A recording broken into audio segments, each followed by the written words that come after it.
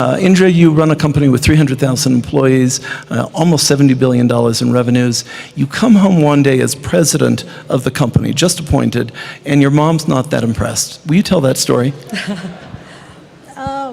This was about 14 years ago, and I was working in the office. I worked very late, and we were in the middle of the Quaker Oats integration, or the acquisition. And I got a call at about 9:30 in the night from the existing chairman and CEO at that time, and said to me that, Indra, we're going to announce you as president and put you on the board of directors of PepsiCo. I mean, I was overwhelmed because, look at my background, where I came from. To be president of an iconic American company and to be on the board of directors, I mean, I thought it was just something special had happened to me. So rather than stay and work till midnight, which I really would have done because I had so much work to do, I decided to go home and share the good news with my family. So I got home at about 10, parked the car, got into the garage, and my mother was waiting at the top of the stairs. And I said to her, Mom, I got great news for you. And she said, well, then let the news wait. Can you go out and get some milk? I said to Mom, look, I looked in the garage. Looks like my husband is home. What time did he get home? She said, 8 o'clock. I said, why didn't you ask him to buy the milk? Because he's tired. Okay, he's tired. He's tired. We have a couple of help at home. Why didn't you ask them to get the milk? She said, because I forgot. I said, okay, fine. She said, just go get the milk. We need it for the morning. So I, like a dutiful daughter, I went out and got the milk and came back. I sort of banged it on the counter and I said, I had great news for you. I've just been told that I'm going to be president on the board of directors, and all that you want me to do is to go out and get the milk. What kind of a mom are you? And she said to me, let me explain something to you. You might be president of PepsiCo, you might be on the board of directors, but when you enter this house, you're the wife, you're the daughter, you're the daughter-in-law, you're the mother, you're all of that. Nobody else can take that place. So leave that damn crown in the garage and don't bring it into the house. Now, I have to tell you, David, I've never seen that crown. I've never seen it. Between my husband and my kids, they've hidden it, so I haven't seen it ever. Now that you look back, Indra, could you see that your mother was ambitious for you? Was she ambitious for you? And how did she convey either ambition or the possibility that the world was your oyster? We grew up, my sister and I have an older sister that's known to many people here, and very smart, a year older than I and myself. And we have a much younger brother. The two of us grew up in a very, very strict, conservative family. My mother never went to college because her parents didn't have the money to send her to college, and she was very smart. So she lived her life vicariously through the daughters. She would ask us to dream and be whatever we wanted. At the same time, she would say, at 18, I'm going to find a guy and marry you off. So it was this constant conflict at home. She's going to find a guy and say, you got to marry him. At the same time, she says, dream big. Every night at dinner, we would sit down and we would eat first, and then my mother would sit down to eat, and she would ask the two girls to prepare a speech on, if you were president of the country, what would you do? If you were prime minister of the country, what would you do? At the end of the dinner, we had to give the speech, and she would decide who she's going to vote for. So here is a mom who's suggesting all these and putting us through the paces on these aspirational jobs. At the same time, she's threatening us to find some vague guy and marry him off to us at age 18. And so we always lived in that fear that that could happen. But I think the men in our family, my grandfather and my father, basically put their foot down and said, I don't care if it's girls or boys. They all have to have an equal shot at being whatever they want to be. And we're not going to get them married off at 18. We're going to let them do what they want to do. Was there ever a moment when your mother stepped back and said, comments about the crown apart, I can't believe what you've done, Indra. What a wonderful run this has been. Sometimes. Can I say it for you? Beg your pardon? May I say it for you? No, I'm sure deep down inside she's very proud. But I think it's the South Indian Brahmin tradition to always pretend that you're not proud. Yeah. So she will always hide it and tell me things like, don't forget your family, don't forget your husband, don't forget your kids, don't forget me, don't forget your mother-in-law. That's all she says to me all the time. Mm-hmm. But deep down inside, I'm sure she's very proud. Yeah. So Pepsi stock is up 50% in the last 2 years, but go back before then. Give us one decision that actually took courage, where you can remember saying, maybe to Raj at home at night, this one's really going to be tough?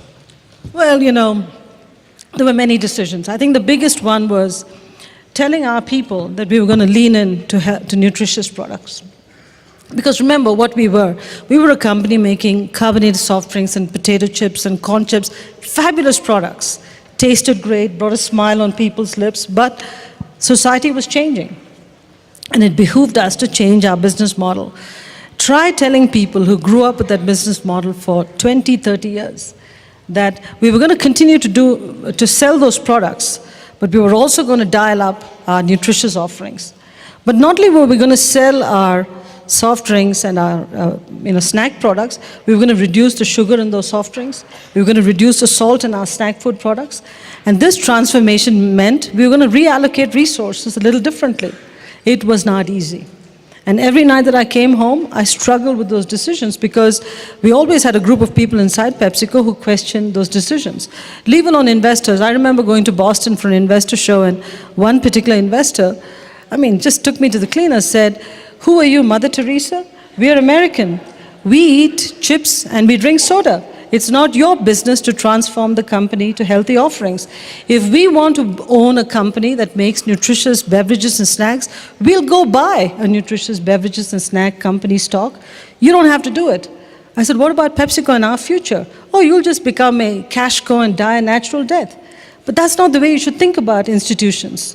We want to grow, we want to stay around for a long time.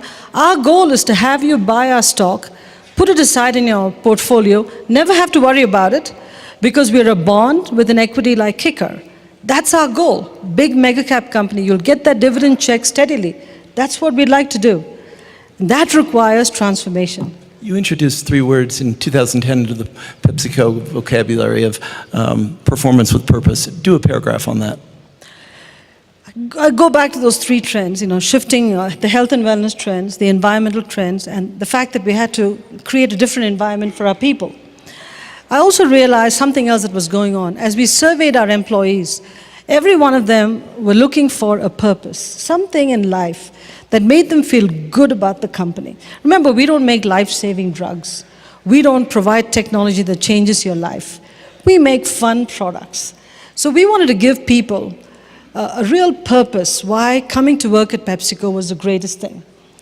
So what we did is we said, why don't we make the shifting of the portfolio, offering more nutritious products, offering more grains, offering more fruit and vegetable offerings, really becoming an environmentally conscious company and creating an environment in PepsiCo where everybody can bring their whole self to work. Part of the agenda as to how we make money, not how we spend the money, how we make money. And that got encapsulated in these 3 words, performance with purpose. It all starts with performance. We want to deliver the greatest financial returns, but we want to deliver those profits while we transform our product portfolio, worry about the planet, and worry about our people. And that was simply performance with purpose. And the fundamental difference between corporate social responsibility and performance with purpose is that performance with purpose is about how we make the money, not how we spend the money that we make. So if we don't transform our portfolio, we cannot make profits. If we're not environmentally sustainable, we won't get a license to open a plant, and we won't reduce the cost of our packaging. And if we don't create a phenomenal workplace for our people, we won't be able to hire the best and the brightest. So our purpose became how we deliver the profits. Too often, I think people confuse purpose with corporate social responsibility, which is a problem because you could run the company anyway and then just do a charity program in some country and then feel good. That's corporate social responsibility. To me, that's like going to confession after you've made a mistake. I think what we are talking about is weave purpose into how you run the company, into how you make money. Then it's a sustainable model. And that's what performance with purpose is all about. That's a good answer. I tell you, I think we all live in a world where people are much more focused on quarterly profits than they are on where is the company headed, and is the quarterly profit a marker, a mile marker, if you want to call it that, towards that long-term journey. What's happening is that people are worried about the level of returns rather than the sustainability and the duration of the return. So for example, any CEO that comes into the job can say to themselves, I want to run this company for my duration. So let's say I had come to the job and said, I want to be CEO for 5 years. For 5 years, in a big company like PepsiCo, you can cut slash burn, make enormous earnings, and then let the next person pick up the debris of what you left for them. You can easily do that. Or you can run the company for the duration of the company, which is for decades to come, because PepsiCo is a company that's been around for decades, and it should be around for a much longer time. And the only way that you run a company for the duration of the company and not the CEO is to invest responsibly in transformation when the world demands a transformation. So when I became CEO in 2006 and then chairman in 2007, I noticed 3 trends. First, the health and wellness trend was here and here to stay. I realized then that carbonated soft drinks were going to start declining steadily, and we had to retool the portfolio. I realized that we had plants that were making Pepsi and other beverages in many water-distressed areas. We generated a lot of plastic, and that was not very good for the environment, and we had to change our model to be more environmentally sustainable. And I also realized that our people were our biggest asset, and we had to change a lot of things about PepsiCo to attract and retain the best and the brightest. So doing all of these things, shifting the portfolio of a large company, making us environmentally more sustainable when we were good at it but not great at it, but we had to be great, and changing so many things about the talent agenda was not something we could do overnight. Couple that with the fact that in 2008, 2009, we had the enormous financial meltdown, and the focus of the company shifted to the emerging and developing markets when we were a North American company. So we set about making one of the biggest transformations in the history of the company. But through it, we performed. Some of these investors came out and said, we'd like you to perform at an even higher level. Sure, but if you performed at an even higher level, you would have to sacrifice the transformation. I made a decision with my board that I'd rather do what's right for PepsiCo over the duration of the company, which is decades, rather than doing something that did not have any courage behind it, but was good for me as an individual. I believe that a responsible CEO should do what's right for the company. I knew it would be unpopular, but I decided to do what's right with the support of the board. And therefore, we transformed this company. We increased the amount of nutritious offerings in the company. We're one of the most water-conscious companies today. We have a phenomenal record on water. Environmentally, we have an unbelievable record. And we are one of the best places to work for employees in every part of the world. And through it all, we've performed. We've delivered top-tier earnings per share, great shareholder return to all our shareholders. So we feel good about where PepsiCo is today.